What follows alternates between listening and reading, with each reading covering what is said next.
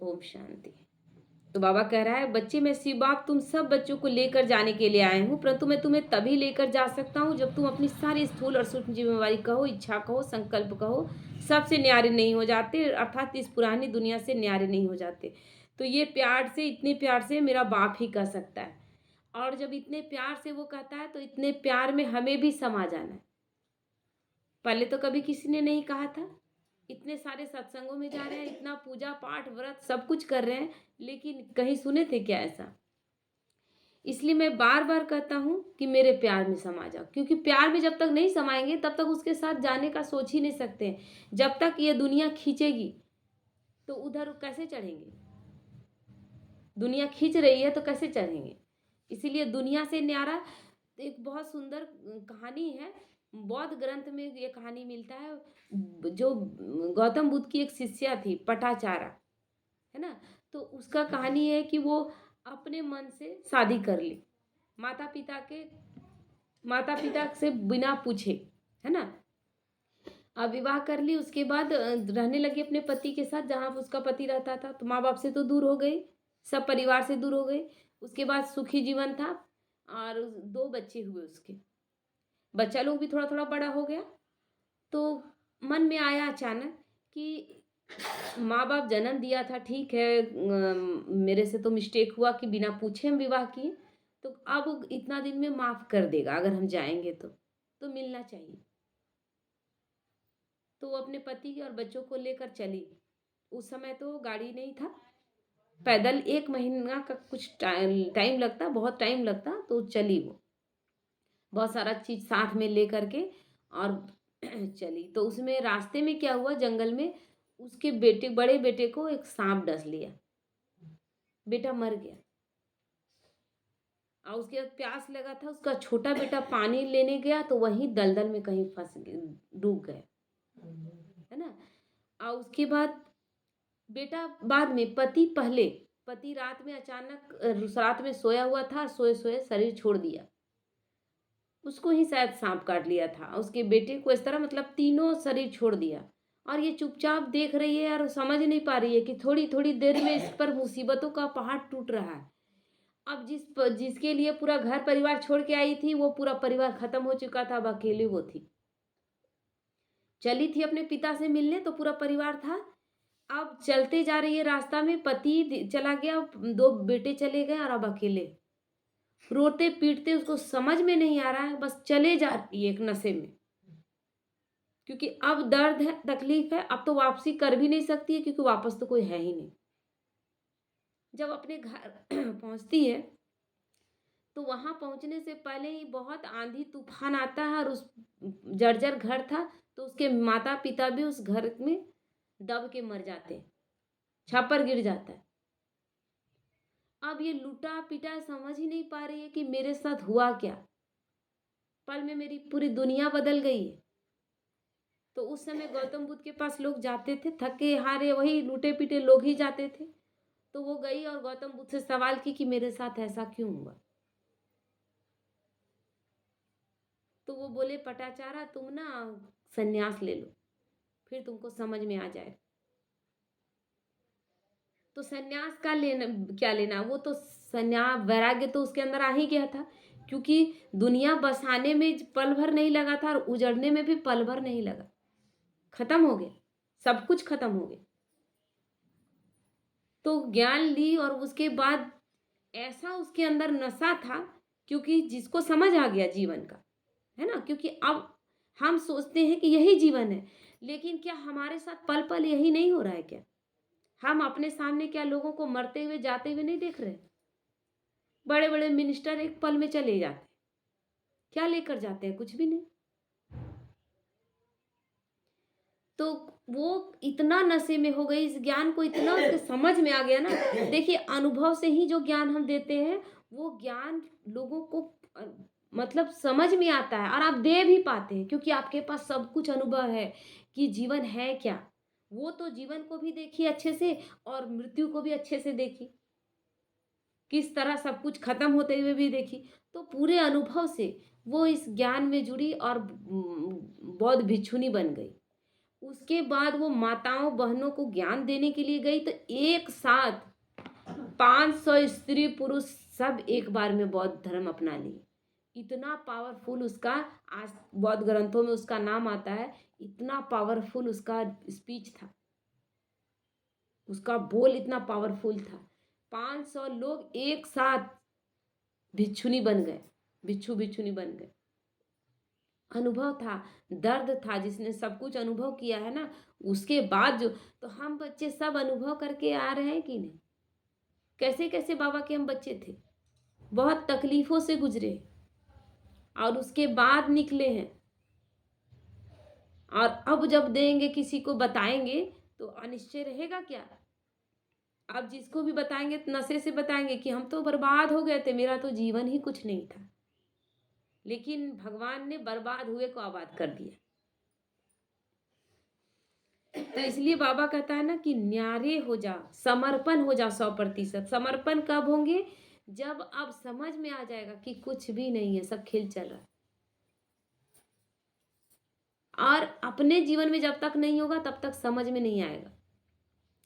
क्योंकि मंदिर में अभी यही जरीडी बाजार में रोज मंदिर में एक गाना बजता है, हम रोज सुनते हैं कि हर एक आदमी तो ये सुन रहा है, लेकिन कहाँ परिवर्तन हो रहा है? ए मूर्ख बंदे, क्या है रे जग में तेरा।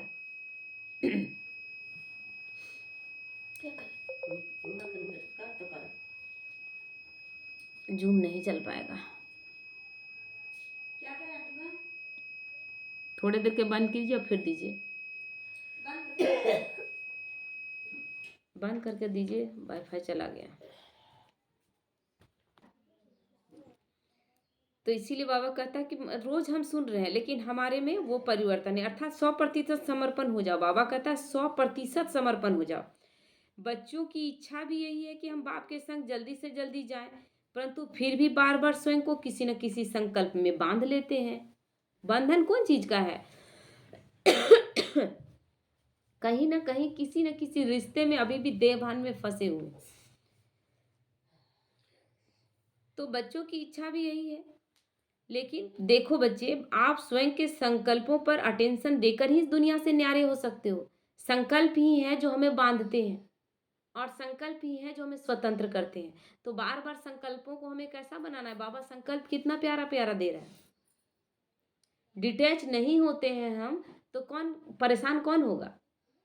और परेशान होकर फायदा भी कुछ भी नहीं, केवल हम बंधे हुए रह जाएंगे और जाना तो फिर सबको है, लेकिन हम सजाओं को खाकर जाएंगे। आज सुबह का मुरली था ना। तो न्यारे होने के लिए ही बाबा ने कई अभ्यास बताए हैं। हर बात बाप को दे दो, अर्थात सबसे पहले बाप से शेयर करो, यही है। क्योंकि सब बाबा से रिश्ता जोड़ करके हर बात, जो बात आ रहा है सब बाबा को बोलना है, सब बात बाबा से शेयर करना है। ये आदत कैसा हो जाएगा? और किसी से नहीं करना है। इससे क्या होगा कि आपका आदत धीरे धीरे लोगों, क्योंकि प्यार नहीं है, आदत बना हुआ था लोगों का, हमारा कहने का, बोलने का, सुनने का। नहीं बोलते हैं कि कोई शरीर छोड़ देता है तो ऐसे बोलता था, ऐसे चलता था, कितना अच्छा से बात करता था, सबके साथ कितना अच्छा से रहता था, याद ही तो है और क्या है। तो उसके साथ रहा हुआ वो जो जैसा जैसा करता था, बस वही, तो वही चीज को अब बाबा से जोड़ देना। अब हम हर बात बाबा से शेयर करें। कोई और है ही नहीं मेरा राजदार, क्योंकि राजदार कोई रहता है क्या? सब जगह बोल देता है। लेकिन भगवान ऐसा राजदार है जो अपने अंदर रखता है और जब उसको बता देते हैं तो प्रॉब्लम सॉल्व भी कर देता है, हमारे अंदर की कमी कमजोरी ठीक भी कर देता है, और लोगों से शेयर करके नहीं चलता है ना। तो फिर भी उसके संकल्प आए तो अटेंशन देकर स्वयं के उच्चतम सोमान में, अर्थात अपने इस पुराने जीवन से न्यारे हो जा। जो बाप ने आपको नए उच्चतम उच्चतम सोमान दिए हैं उसकी स्मृति में स्थित हो जा। फिर भी संकल्प आए, कोई बात है दुख दे रहा है, वो बात बाबा को बोल भी दिए, फिर भी संकल्प आ रहा है क्योंकि आदत बड़ा हुआ है। तो फिर भी बाबा कहता है कि अपने सोमानों को याद करो। क्योंकि स्वमान बाबा क्यों दिया? हम तो मैं अपने बारे में हम कभी बोलते ना, अब दुष्ट हूँ, नीच हूँ, पापी हूँ, अपने बारे में बोलते थे। लेकिन बाबा ने हमारा चेंजिंग क्या करवाया? हम अब क्या कहते हैं? मैं परम पवित्र आत्मा हूँ, मैं एक बहुत अच्छी आत्मा हूँ, मैं मास्टर सर्वशक्तिमान आत्मा हूँ। सब पावरफुल पावरफुल संकल्प।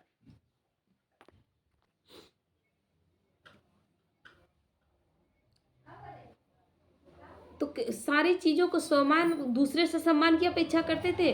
अब मेरे पास अपने अपना एक सम्मान है, मैं परम पवित्र हूँ, मैं बहुत अच्छी हूँ, मैं दुनिया के सबसे भाग्यशाली आत्मा हूँ। तो बाबा कहता है जब ये संकल्प, बुरे संकल्प आने लगे तो ऊंचे संकल्प में स्थित हो जाओ। उस सम्मान के अकॉर्डिंग अपनी मनसा वाचा कर्मणा रखो। जब कह दिए कि मैं परम पवित्र आत्मा हूं, तो उस समय किसी तरह का कोई अशुभ भावना किसी के प्रति नहीं, कोई नेगेटिव भावना नहीं। बोल रहे हैं मैं परम पवित्र आत्मा हूं और किसी और के बारे में गलत सोच रहे हैं, ये नहीं चलेगा, फिर वो काम नहीं करेगा। अर्थात साधारणता में भी विशेषता ले आओ। जब बाप आप बच्चों की 100% गारंटी ले रहा है, फिर आप निश्चिंत रहो ना। जब भगवान स्वयं कह रहा है कि मैं गारंटी ले रहा हूं, फिर किस बात के लिए परेशान होना। ओकरा बंद का काहल चालू कर रहा जब चल नहीं रहा तो ओकरा लोड मना करो लोड नहीं ले थम रहा। तो देखो, आपके इस दुनिया से न्यारे होते ही मैं आपको अपने समान बना, आपकी स्थूल और सूक्ष्म सारी जिम्मेवारियां आप द्वारा ही पूरी करवाकर विश्व परिवर्तन का कार्य आप द्वारा ही पूरा करवाऊंगा। बाबा अपने कुछ करेगा, वो तो निराकार है, लेकिन बाबा कहता केवल तुम अपने आप को सौंप कर न्यारे हो जाओ, फिर तुम्हारे द्वारा ही मैं इस विश्व का कल्याण कर दूंगा और तुम्हारे लिए नई दुनिया स्थापित भी कर दूंगा, तुम्हारे द्वारा ही, क्योंकि वो तो निराकार है। क्या वो करने आ रहा है? तो बस आप एक छोटे बच्चे की तरह मुझ पर समर्पण हो जाओ। छोटा बच्चा का कितना अच्छा स्थिति रहता है, उसको कोई मतलब है? घर में बड़ी से बड़ी बात है, लेकिन एक छोटा बच्चा को कोई मतलब है? कैसे बिजली का बिल भरा गया, कैसे गैस का सिलेंडर का कैसे गैस भराया गया, घर में कोई परेशानी आया, कहीं निमंत्रण देना है, निमंत्रण को पूरा करना है, कपड़ा लता लेकर जाना है, पैसे लेकर गिफ्ट लेकर जाना है, ये बच्चे को कोई चिंता है? ये स्कूल में पढ़ने जा रहा है तो उसका एडमिशन में आजकल इतना खर्च हो रहा है, एडमिशन में, कॉपी में, बुक में पैसा कितना लगेगा, उसको कोई फिक्र है? तो हम भी वो छोटे बच्चे बन जाए। बाबा तुम जाना, घर तुम्हारा। जब उसको सौंप कर हल्के हो जाएंगे तब वो कार्य पूरा होगा, लेकिन उसको सौंप भी दिए हैं और फिर चिंता भी कर रहे हैं, ये चीज नहीं चलेगा।